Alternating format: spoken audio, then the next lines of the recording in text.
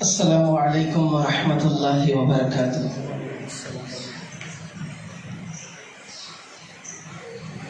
نحمده ونصلي على رسوله الكريم، اما بعد، اعوذ باللہ من الشیطان الرجیم، بسم اللہ الرحمن الرحیم۔ سبحان الذي اسرى بعبده ليلا من المسجد الحرام الى المسجد الاقصى الذي باركنا حوله لنريه من آياتنا۔ وقال في مقام آخر: يا قوم ادخلوا الأرض المقدسة التي كتب الله لكم۔ صدق اللہ العظیم۔ تمام تعریفیں اس اللہ رب ذوالجلال کے لیے سزاوار ہیں جو ساری کائنات کا خالق و مالک ہے۔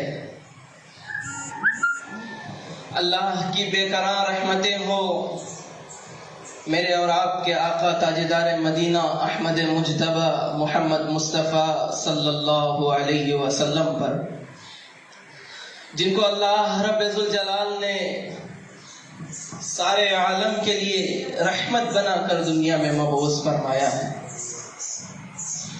بزرگان محترم،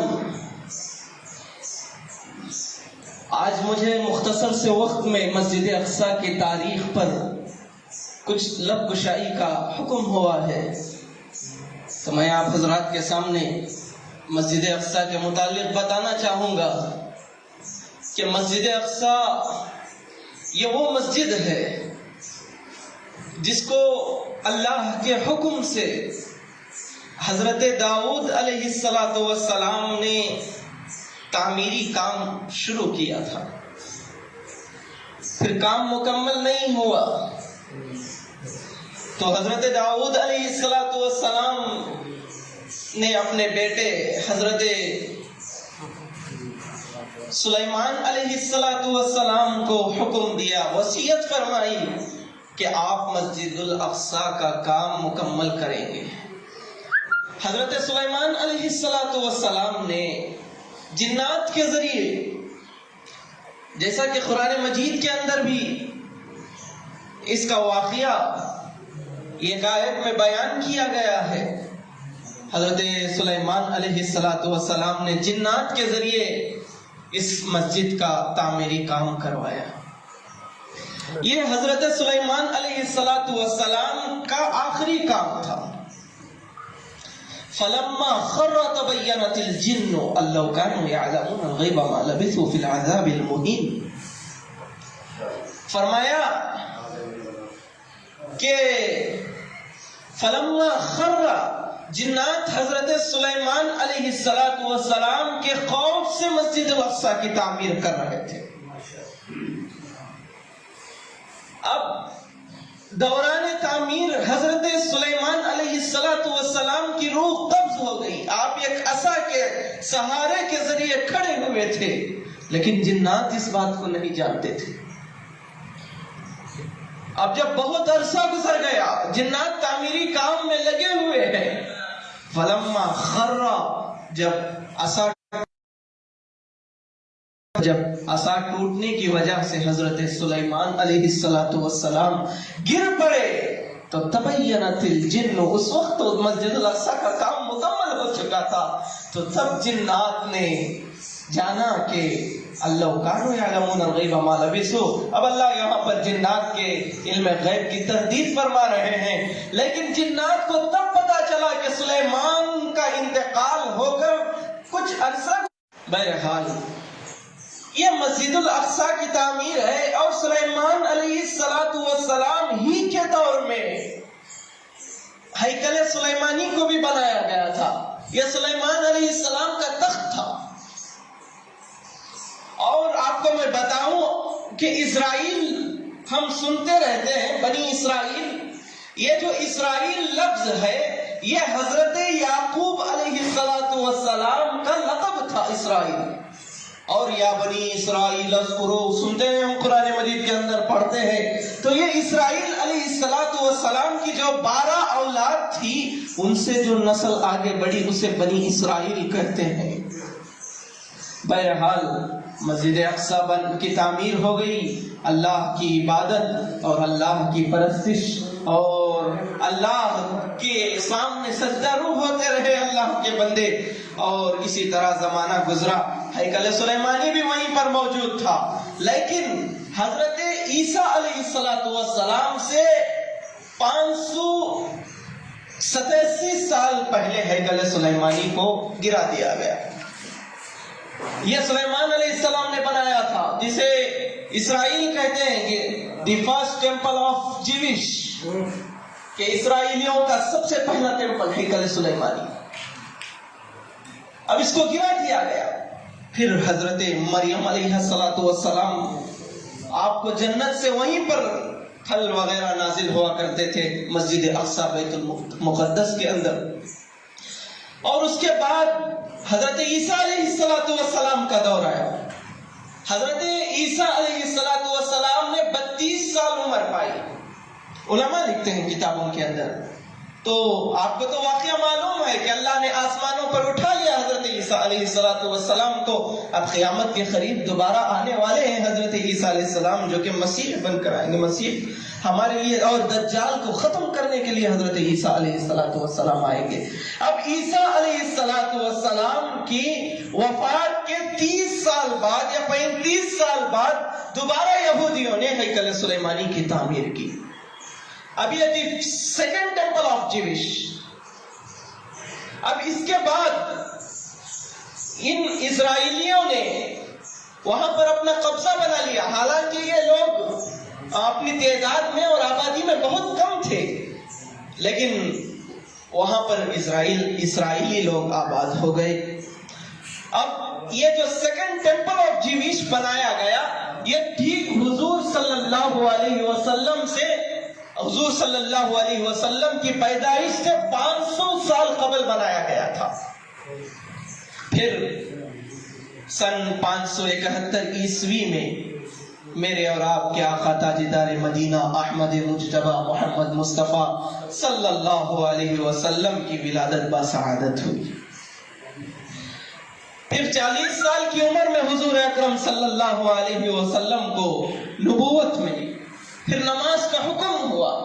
اب حضور صلی اللہ علیہ وسلم نماز پڑھتے تھے مکہ المکرمہ میں، تو حجر اسود کے پاس کھڑے ہو کر نماز پڑھتے تھے، وہاں سے کعبۃ اللہ بھی آپ کو مل جاتا اور سیدھا بیت المقدس بھی آپ کو مل جاتا، تو یہ قبلے دونوں قبلتین جمع ہو جاتے تو یہ نماز پڑھ لیتے۔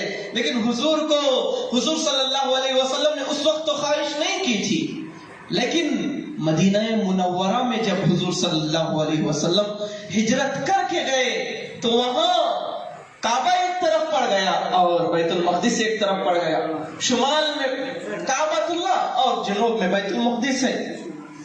اب 1.5 سال تک حضور صلی اللہ علیہ وسلم نے بیت المقدس کی طرف، بیت المقدس کی طرف رخ کر کے نماز ادا کی، 1.5 سال تک۔ پھر حضور صلی اللہ علیہ وسلم کے دل میں خیال آیا کہ کاش کعبۃ اللہ یہ ہمارا قبلہ ہوتا، کاش کہ مکہ کعبۃ اللہ ہمارا قبلہ ہوتا۔ تو اس وقت فوراً نماز کے دوران تھے آقا صلی اللہ علیہ وسلم، فوراً اللہ رب ذوالجلال نے جبرائیل علیہ السلام کو زمین پر بھیجا اور فرمایا کہ آپ اپنا رخ کعبۃ اللہ کی طرف کر لیں۔ فَوَلِّ وَجْهَكَ قَدْ نَرَى تَقَلُّبَ وَجْهِكَ فِي السَّمَاءِ فَوَلِّ وَجْهَكَ شَطْرَ الْمَسْجِدِ الْحَرَامِ۔ اب آج سے آپ مسجد حرام کی طرف اپنا رخ کر کے نماز ادا کریں گے۔ پھر جبکہ بیت المقدس یہودیوں کے ہاتھ میں تھا تو اللہ کے نبی صلی اللہ علیہ وسلم کی خواہش تھی کہ بیت المقدس مسلمان وہاں پر نماز ادا کرے۔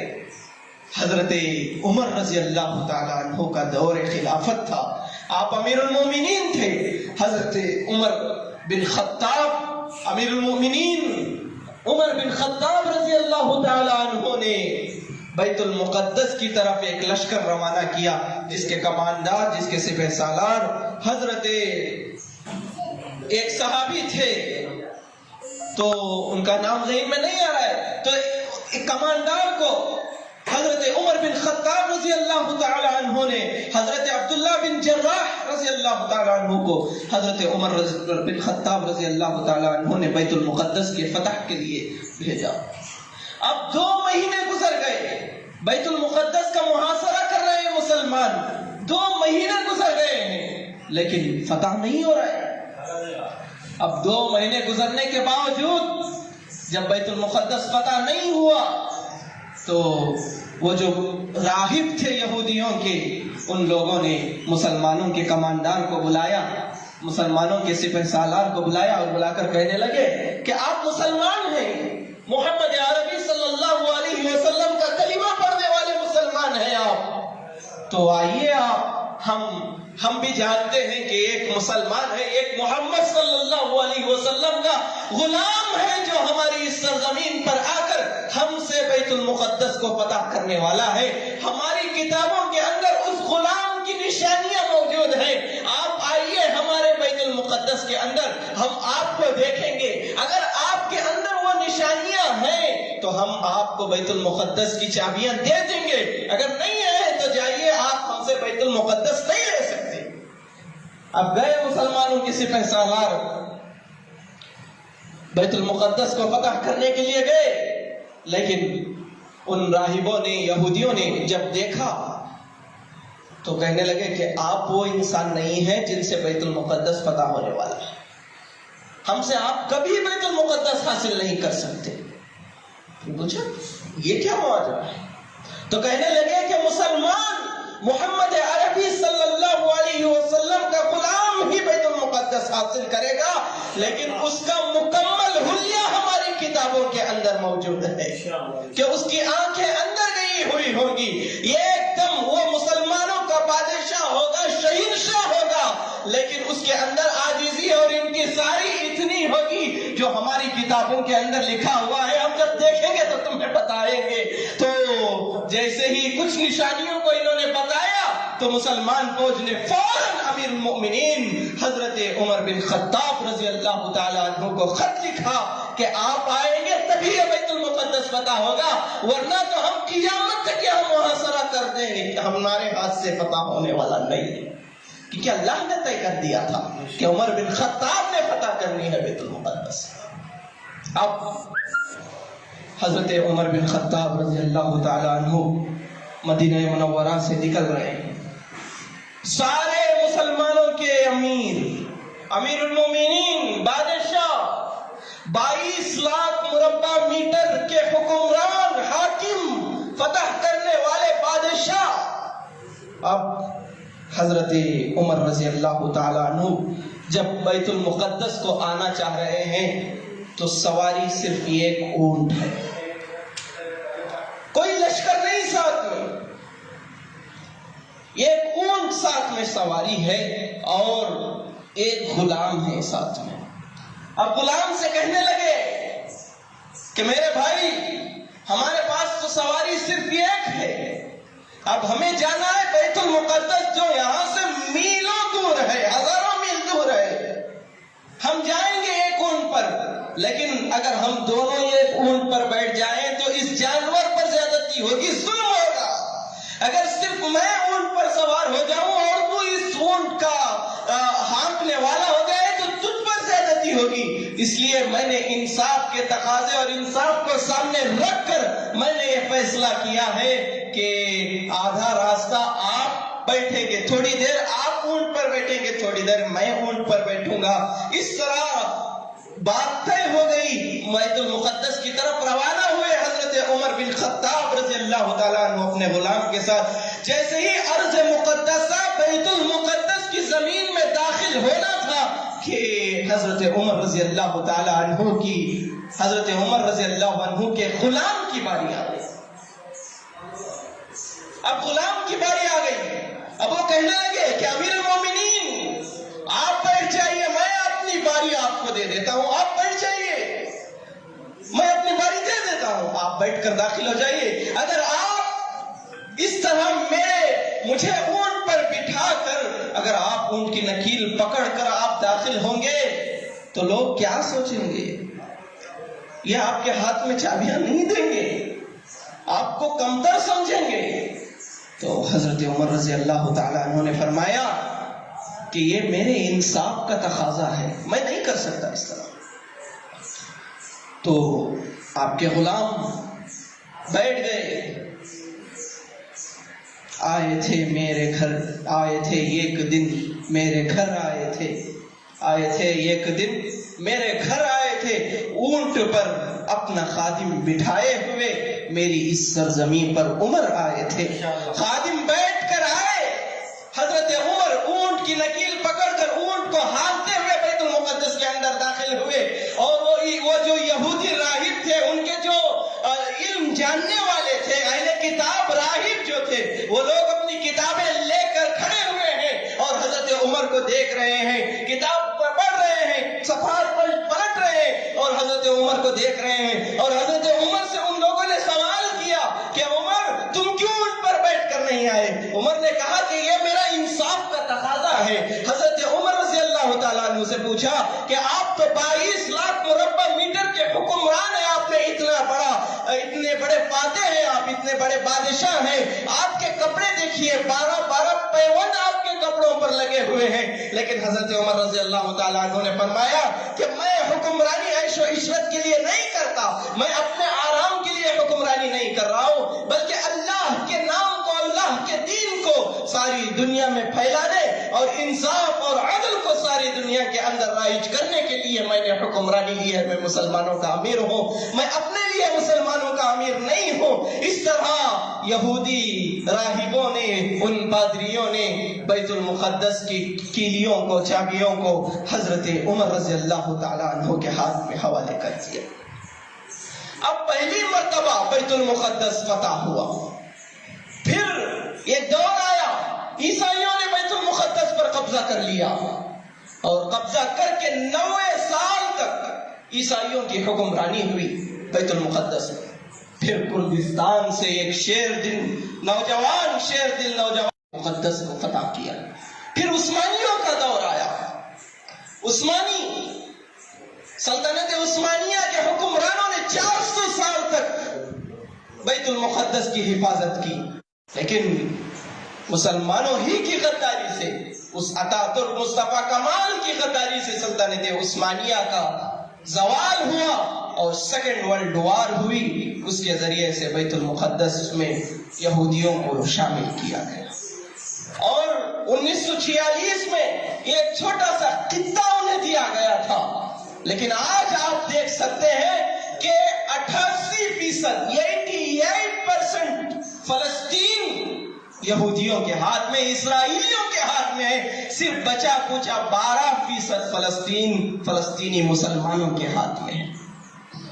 یہ جو یہودی تھے یہ جرمنی میں رہا کرتے تھے اور اڈولف ہٹلر، اس نے انہیں اتنا خون ریزی اور اتنا ان لوگوں کا قتل عام کیا کہ یہ لوگ جرمنی چھوڑ کر یہاں فلسطین آ بسے اور اپنا ایک ملک ایجاد کر لیا ان لوگوں نے. بہرحال بیت المقدس کی تاریخ کچھ مختصر سے وقت میں نے آپ حضرات کو بتائی. اس کے بعد 100 سال سے مسلمانوں کا نہ کوئی خلیفہ ہے اور نہ ہی مسلمانوں کے ہاتھ میں بیت المقدس کی حکمرانی ہے. ہاں نماز تو ادا کر رہے ہیں لیکن آپ حضرات دیکھ رہے ہیں کہ کتنا ظلم ہو رہا ہے فلسطینی مسلمانوں پر.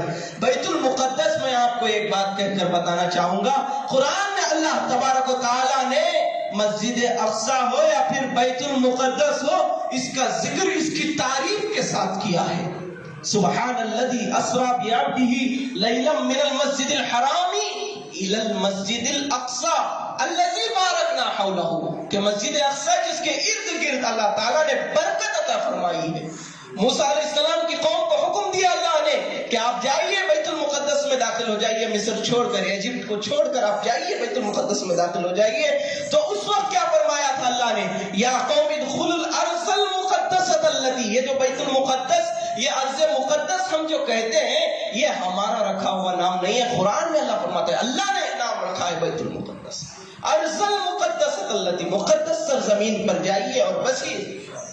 تو اتنی بڑی اہمیت ہے اسلام کے اندر اور ہمارے دین کے اندر، اور مسلمانوں کے لیے بیت المقدس اتنا ضروری ہے، اتنا ضروری ہے.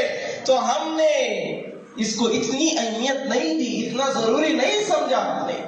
اگر سمجھتے تو ہم اس کے ان دشمنوں کے خلاف کھڑے ہوتے. ہر اعتبار سے، ہر لائن سے ہم ہمارے فلسطینی مسلمانوں کی مدد کرتے. بس اب تو ہم اللہ سے صرف دعا کریں کہ اللہ رب ذوالجلال دوبارہ ہمارے لیے بیت المقدس اور ہماری حکمرانی ہمارے لیے دوبارہ عطا فرمائے، اور اللہ رب ذوالجلال ہم تمام کے اندر وہ جوش ایمانی فراست پیدا فرمائے جو جوش ایمانی فراست حضرت سلطان صلاح الدین ایوبی رحمت اللہ علیہ کو اللہ نے عطا فرمائی تھی. آمین. وآخر دعوانا ان الحمد للہ رب العالمین.